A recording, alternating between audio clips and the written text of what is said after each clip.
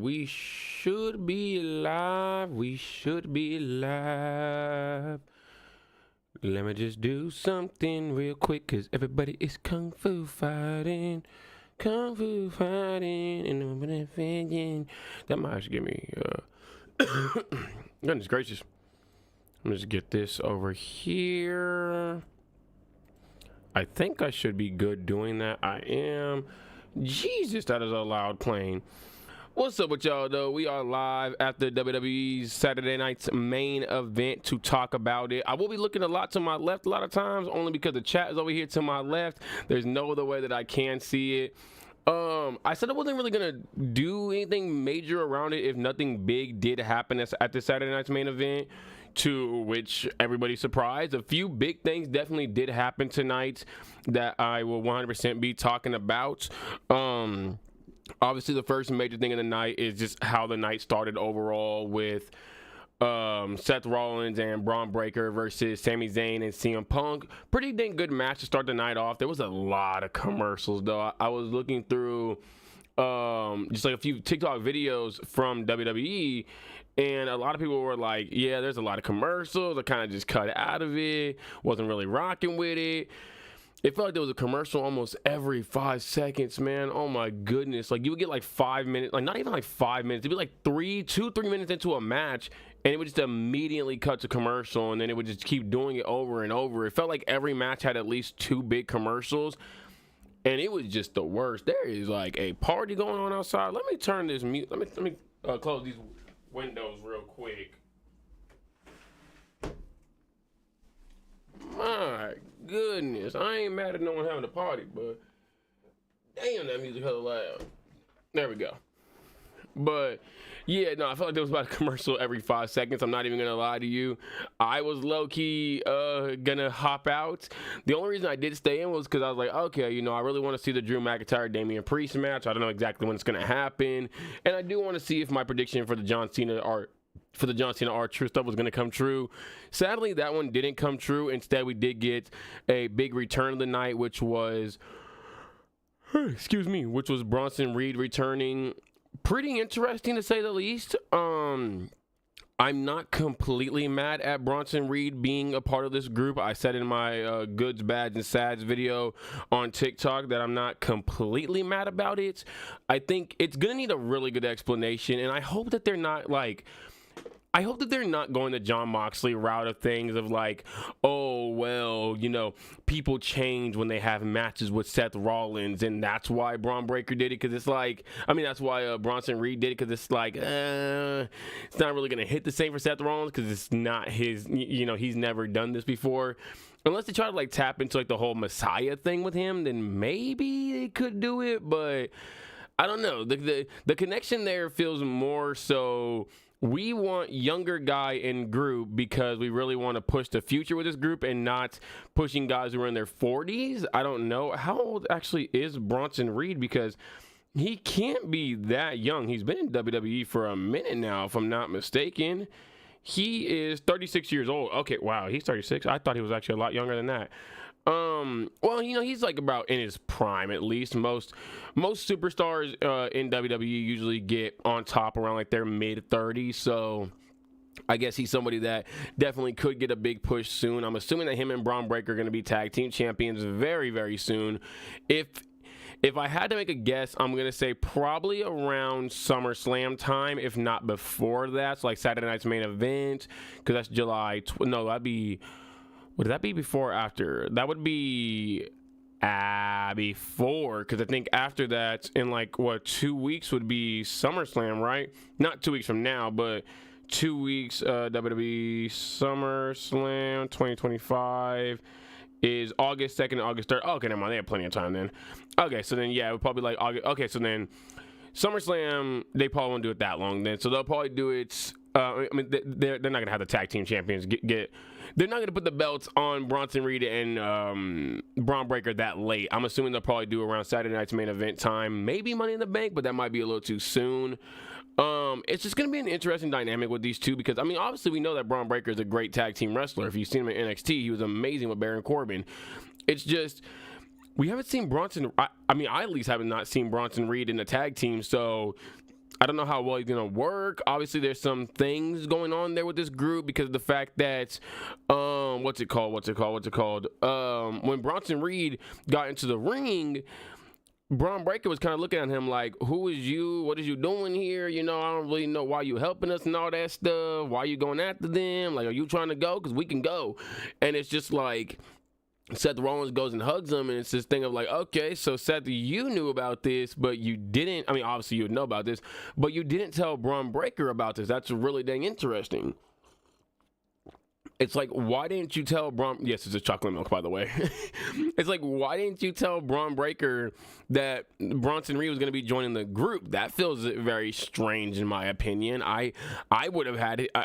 I would have let him know. I feel like there's already, like, you know, some cracks in the group. There's a lot of things that just aren't, you know, people not being told stuff. And mind you, we've kind of already sensed these cracks in the group before with, what was it? I want to say that was, I think that was the Monday Night Raw where Seth was going to face Jay, was when Braun Breaker was acting a bit different, and like you could already kind of tell there was like already some, you know, tension in the group, and it's interesting to say the least that this is already happening. Maybe it's a group that doesn't last that long. Maybe it's a group that starts off with a lot of tension, and then, you know, they over time become closer and closer to each other. That could always happen. It's interesting to see what they're going to be doing with this group, though, going forward.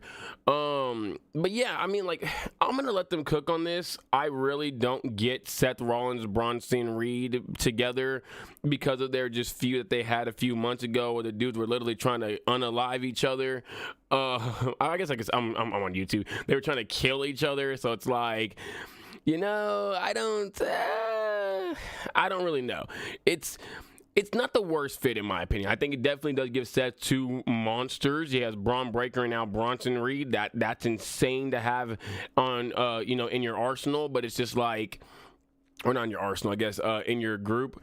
So like that's, you know, that's cool for him. He's definitely gonna have an easy path to the World Championship. Now, it's just, is it a thing of Bronson Reed and Braun Breaker help Seth Rollins get to the World Championship? Is that going to be the thing? You know, you got another monster. Now it's super easy because, I mean, well, yeah, you know, he probably would need two guys, seeing as Solo Sikoa is going to have two guys, and I'm assuming Seth Rollins is going to get into that Money in the Bank match. I would be surprised if he didn't get into it, seeing as Rhea Ripley's able to get into it.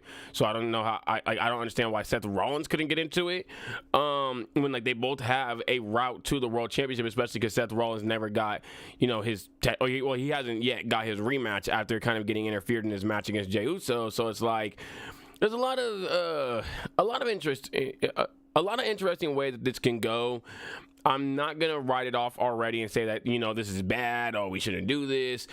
It's just interesting is all I'll say. It's interesting that we added Bronson Reed, but I'm assuming that we add the face later. I think it's still probably going to be Austin Theory. It's likely not going to be anybody else, maybe a Trick Williams, but if Trick Williams gets a TNA World Championship, he's definitely not getting added to this group. So I think it's going to be likely an Austin Theory getting added to the group. If I'm not mistaken, wasn't Bronson Reed destroying Austin Theory at one point in time too? I think he was. Yeah, I'm almost positive that man was. Oh man, this group's gonna have a whole lot of interesting components to it once all the players actually get there. But yeah, no, overall though, I did like the match. That was a pretty good match.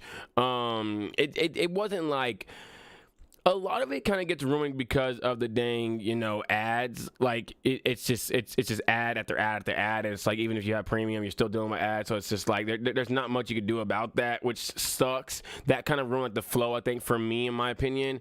If I go back and watch it and like without the ads, it's probably a lot better. But just watching it in the moment, not that great. And I think this is where I hope, you know, eventually when WWE goes fully to Netflix, they take Saturday Night's Main Event with it, if they do continue doing it in the future, because I think, I want to say 2026 or 2027, they're out of the Peacock deal. And then I think 2026 they're out of the Peacock deal for SmackDown. And then 2027 they're out of the CW deal for NXT. So when they bring it all on over to Netflix, I'm hoping that they take Saturday Night's Main Event with it. I don't know if that's like an NBC thing as well. I don't know how that one fully works, but I hope they do take it with it, because I am tired of all these ads, bro. The ads were just horrible. They were ruining every dang match, man. So, yeah, nah. I think, like I said, overall, really decent match from what I was able to kind of, get from it. It wasn't anything that was like super great by any means. Should have been a little bit longer, but there was a lot of there was like 5 matches on the card, so I'd assume that it was probably going to be a bunch of short matches, because usually we don't get 5 matches for like Monday Night Raw and Friday Night SmackDowns, and if we do, 2 of them are very quick, if not 3 of them. But the next match, though, was Zelina Vega versus Chelsea Green. I didn't get to talk about this match on the last episode of the podcast. Sadly, I didn't. I really wish I could have, but I didn't get to. But we had Zelina Vega versus Chelsea Green, and I had picked Chelsea Green. I thought she was going to win because of the fact that Zelina Vega just has no pop. I was like, she has no pop at all. There's no way that you can keep her with this belt. It's just not going to work. It's going to be hard in the United States Women's Championship. It's already basically being treated like how the U.S. Championship has been treated for so long, which is funny in my opinion. It's very ironic, too, that WWE, of all people, would want to treat the U.S. Championship like this. Interesting. But... yeah, no, it sucks with the way the U.S. belt is going. The IC belt gets a big old feud, gets Lyra Valkyria, Becky Lynch involved, and then the U.S. belt gets Chelsea Green, which is more or less a comedic relief character, and then, who's also been a jobber for most of her career, and then Zelina Vega, who they ain't really done much with ever, and then the other ones in contention are Michin and B-Fab. Maybe Julia gets in there at some point in time, but... who the heck knows?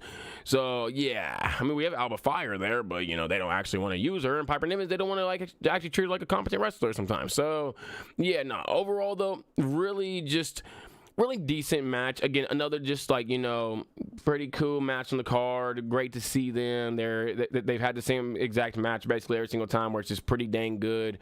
That code red off the top of I want to say it was the second turnbuckle. That was absolutely beautiful in my opinion. I guess technically speaking, it was off the top for Zelina, because she was on top of the third turnbuckle, and then Chelsea was on the second turnbuckle. Yeah, it was really oddly positioned, or at least I'm remembering it oddly. It probably wasn't oddly positioned at all.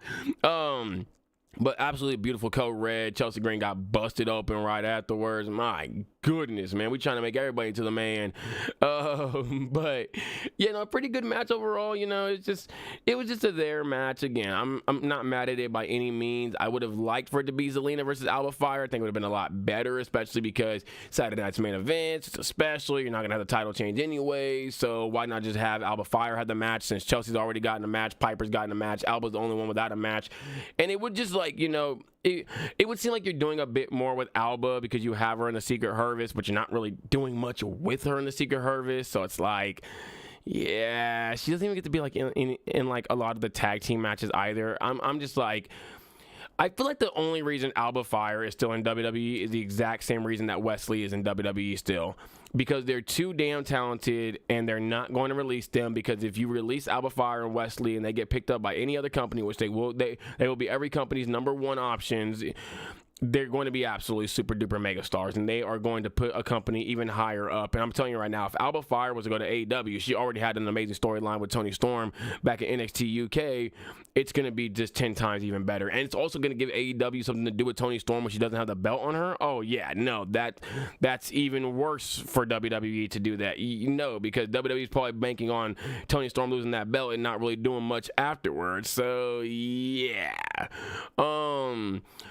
But yeah, no, it's just like it just felt they're not doing anything with them, and it really does suck because, as like speaking on more so just Alba Fire in a sense, she's absolutely amazing, man. The woman is super damn talented. Her swanton is a thing of beauty. Her super kick is awesome. She's such an amazing ring worker. She can lead in matches with the best of them.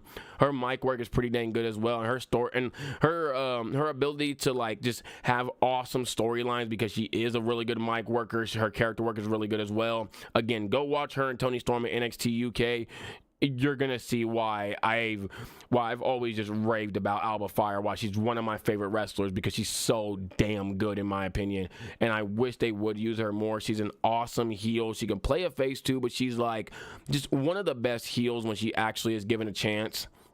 Sadly, they just don't really ever give her a chance is the issue, but I wish she would have gotten this match. Sadly, she didn't. I'm hoping that maybe she'll get one this Friday or next Friday. It'd be really cool to see. I'm assuming that Zelina Vega loses it to Julia. I don't know when. Maybe at Evolution is the case. Probably. I could also see it being a thing of she loses it at SummerSlam, but probably not though. I think we'll get Zelina versus Julia at Evolution, which is July 12th. Yeah, July 12th, because Saturday night's main event is also July 12th, and then I think Heat Wave or something like that is July 12th as well. If not Heat Wave, no, it would be Heat Wave, because right now is tomorrow's Battleground. There won't be anything for the rest of June. I think, yeah, July is Heat Wave or No Mercy, one of the two. But yeah, I think Julia will get it either at Evolution or at SummerSlam. I'm gonna assume Evolution because there's not really much you could do with her with Zelina Vega or Julia going forward, because you're not probably gonna put Julia in any kind of like Charlotte feuds or anything like that. You're probably not gonna have her going after the Women's World Championship, because if you do that, then you might as well just not have her go after the U.S. Championship, and you probably should have her become the Women's Champion then if you're going to do that. So, yeah, no. I just hope for Julia it does get better, because on the main roster right now, sadly, WWE's main roster is kind of just, it's not even the roster. It's the in-person fans. Like, we complain about the IWC all the time, but the in-person fans are low-key hurting WWE more than they are, because, I mean, like, more than they're helping it, because they only give pops to, like, the top superstars.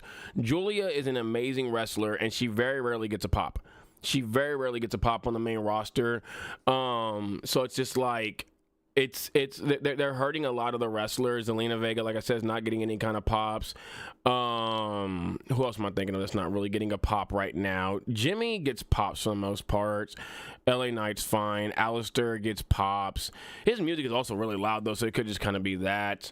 Hell, they give pops to Charlotte and they don't even like Charlotte, but you won't give any props to But you won't give any pops to Julia. It's weird in my opinion. I don't really get it, but whatever.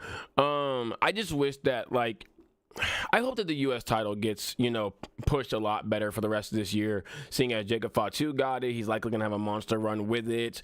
I'm hoping that if Julia does get it, she's able to have an amazing run with this belt. She's really able to backpack the belt and make it as prestigious as possible. It'd be great for that belt. It'd be great for Julia as well, because it would keep her in some kind of, it would keep her in something, but there's also the real possibility that she just feuds with Chelsea Green because, like, there's nobody else for her to fight. There's no other heels. Zelina Vega's not a heel. Michin's not a heel. B-Fab's not a heel. Charlotte's there, but, I mean, she's going to be feuding with Alexa Bliss. Maybe they have, like, a few month-long feud with Charlotte, and then they have Chelsea Green as well. But, I mean, I guess that's fine, but oh my gosh, man, you shouldn't have released all these dang women wrestlers. You could have had a lot more heels. Dakota Kai, Shotzi, Gigi Dolan. Like, oh my gosh, man, my goodness. I don't know why they released all these dang wrestlers. But yeah, no, the match overall was just, it was a pretty good match. Like I said, I enjoyed it.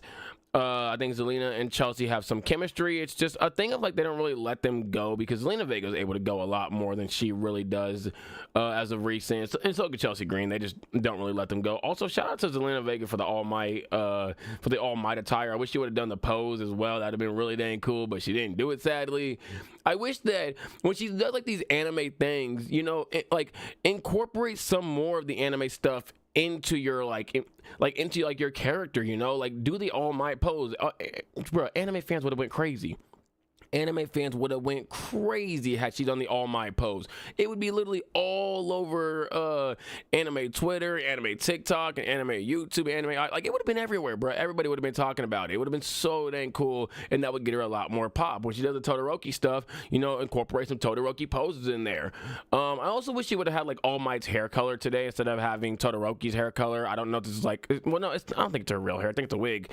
But if it's not a wig, okay, if it's a real hair, I understand why dyeing it and all that stuff. But if it's not a wig, but if it is a wig, just go grab another wig. Go grab a yellow wig. Like, that would have been 10 times better in my opinion. But either that or do a Todoroki one. But either way, I really loved it. Also, I have a way to get Zelina Vega over.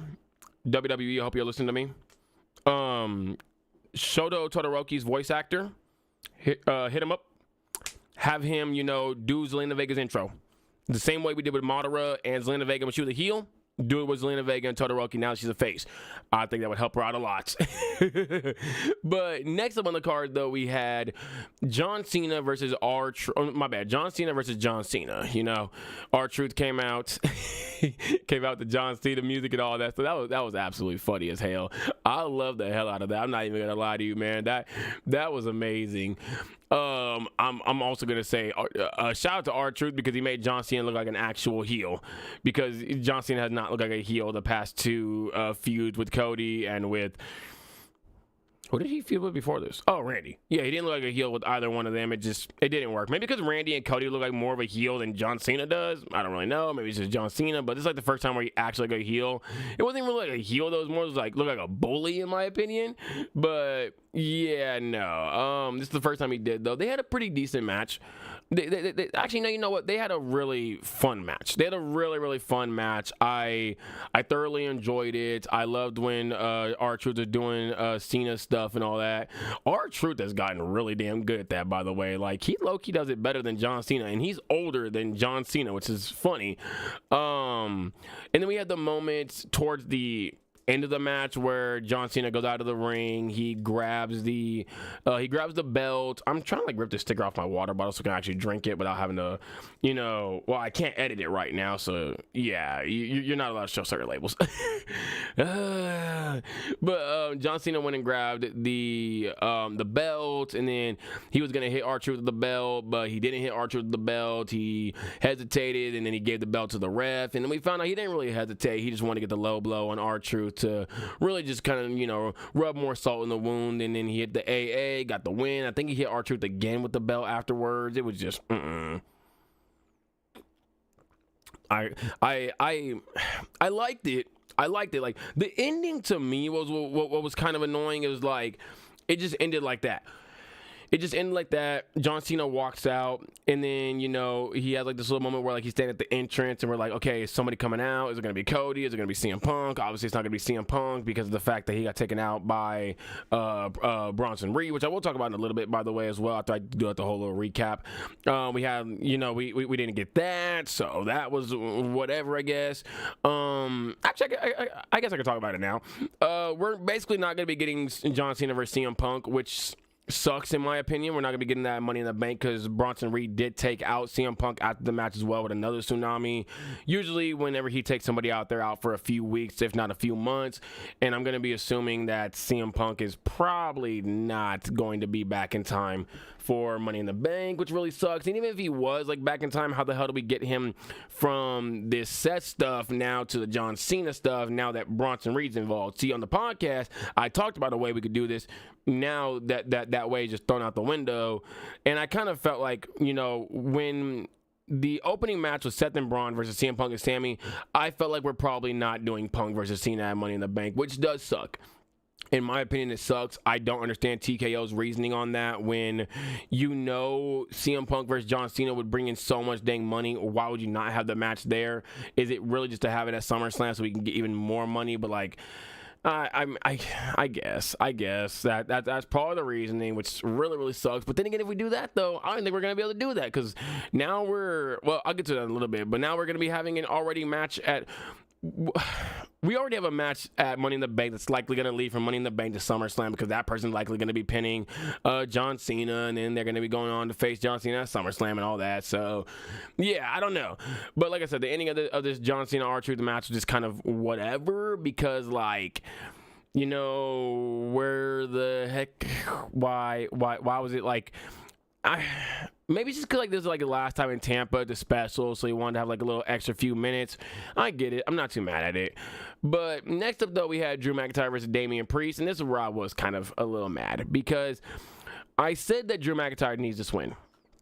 I said that Drew McIntyre needs this win because he needs to be out of this Damian Priest feud already. I feel like it's not going in the direction that WWE thinks it's going with the crowd. I do not think the crowd fully cares about this feud too much. And even if they do, the crowd's not the easiest to trust because they just, I've already talked about the real crowd is just as bad as the internet wrestling community, in my opinion. And I've also talked about how they're both literally the exact same person, just different depending on where they're at. But Drew McIntyre versus Damian Priest went awesome. Amazing match. Love the hell out of it. The superplex off the top of the steel cage, or basically off top of the steel cage, going into a claymore. Mwah, chef's kiss. Absolutely beautiful. The South of Heavens from Drew McIntyre was amazing. I didn't think he had that in his bag. And then we see Damian Priest get a South of Heavens and then go for the concerto, which I was surprised by. I didn't think he was going to do a concerto. He did it for Edge. I feel you, man. He's probably going to come to AEW and go help out Cole Pond. I see you, Damian. I see you. I swear, people really think that I'd be working for AEW. Oh my gosh, man. See, I don't work for AEW, but the messed up part is, like, if I ever do work for AEW in the future, it's just gonna be like, oh, look, you always worked for AEW. I knew it. You always did, you mark.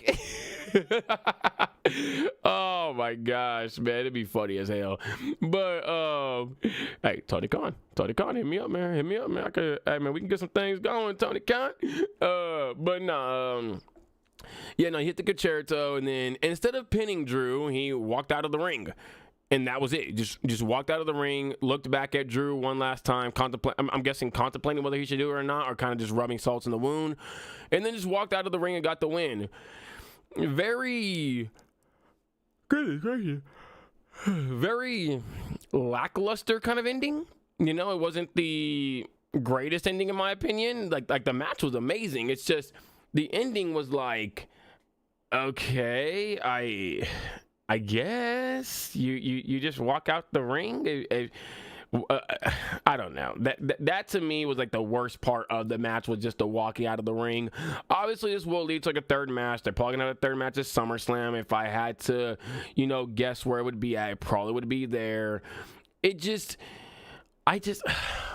we really need a third match between these two? Like, is there not anything else for Drew McIntyre to do?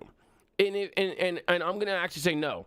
Because Drew McIntyre and Gunther would probably book the exact same way, and that's why WWE has a hard time with booking both Drew McIntyre and Gunther, because the one time where they when Gunther looked amazing, Drew McIntyre didn't look the greatest in the world.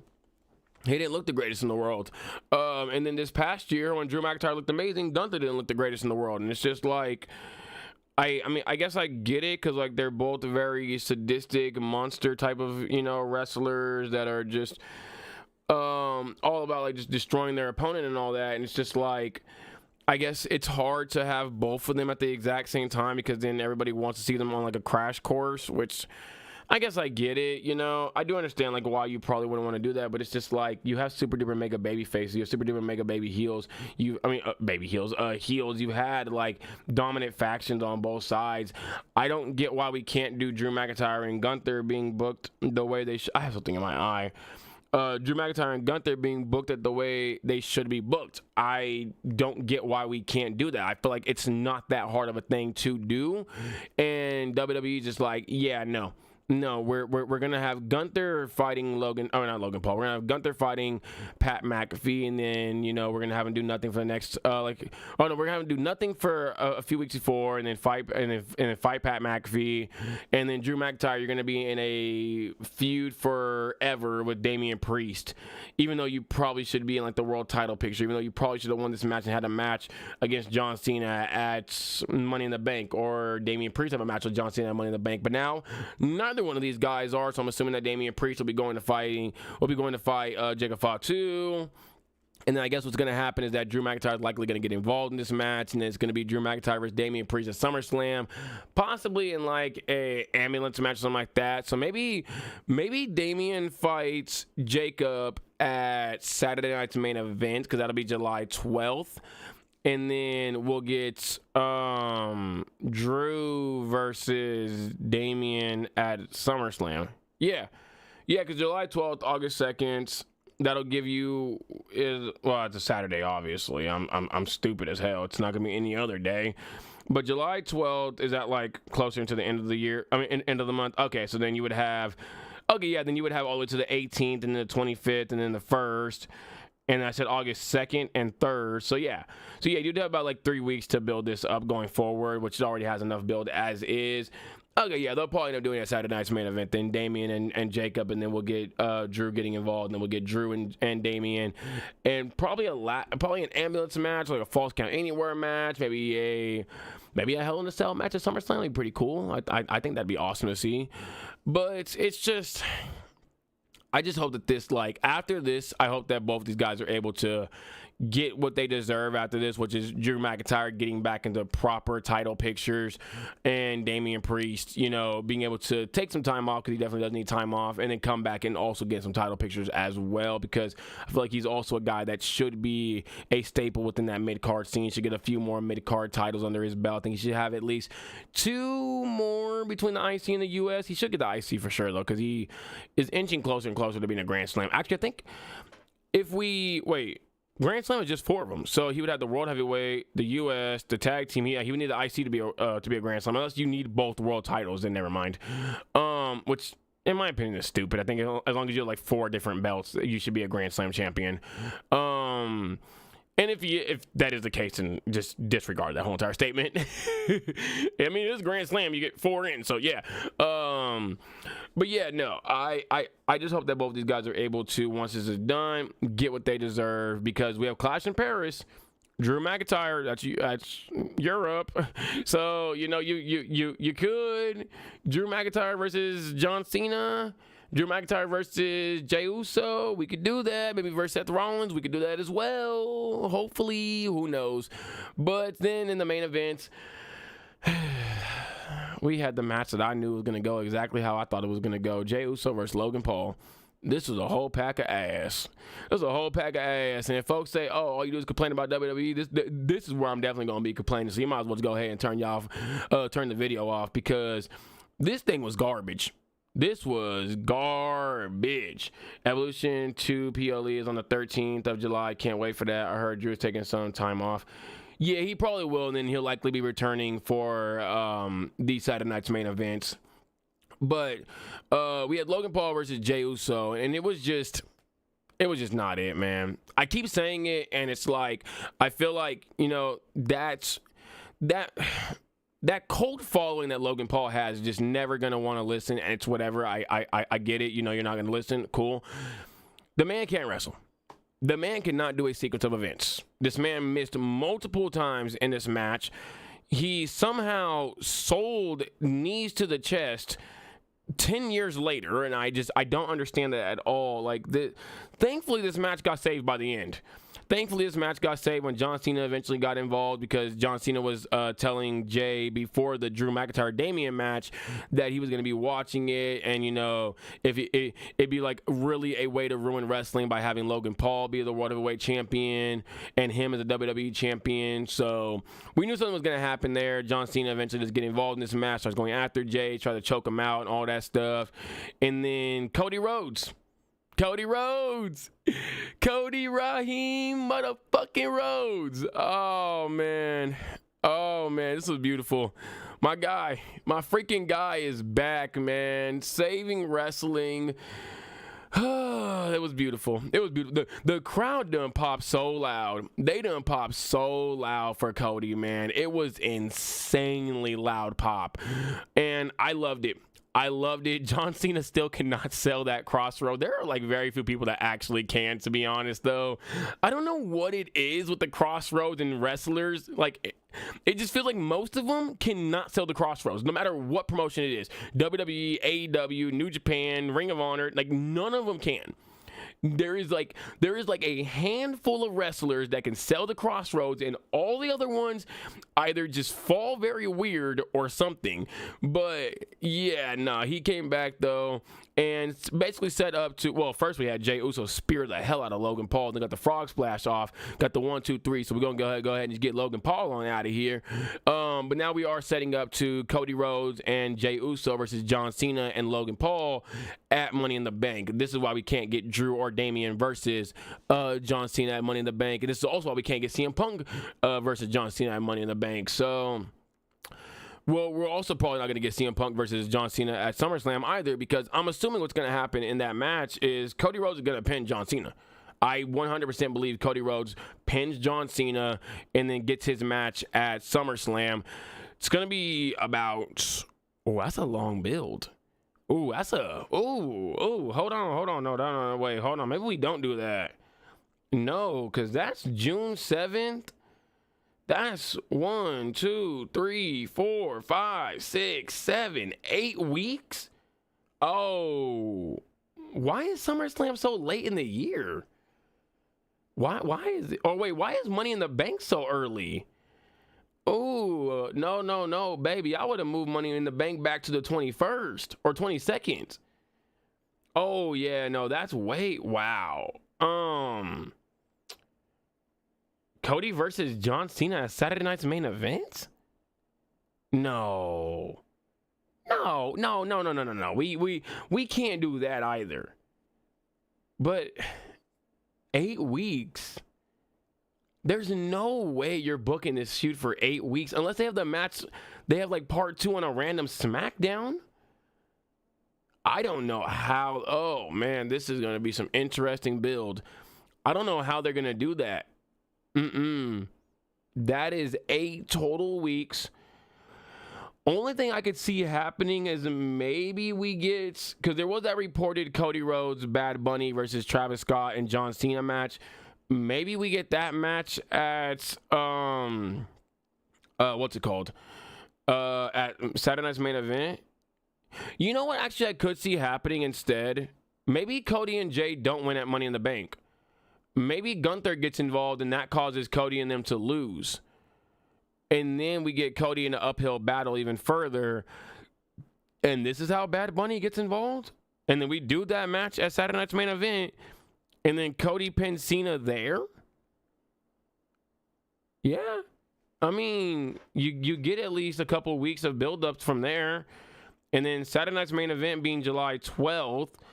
That'll be, like I said, 1, 2, 3 weeks. Yeah. I mean, maybe that doesn't happen exactly, but I could see something like that happening. I think Gunther would get involved in this match too, because why wouldn't he? His target is right there, Jey Uso. Mess him up a little bit more. He has Cody on his side. Gunther knows how good Cody is. So he knows that maybe Cody and Jey could get it done against Logan Paul and John Cena. Yeah, that's what I could see happening. Something like that at least, or somebody's gonna get involved in this match. But then you get somebody in the main event, though. Do you really want... Well, WWE interferences. Yes, they definitely would want it. Oh, my God. How many interferences did we have tonight? We had the one in the beginning.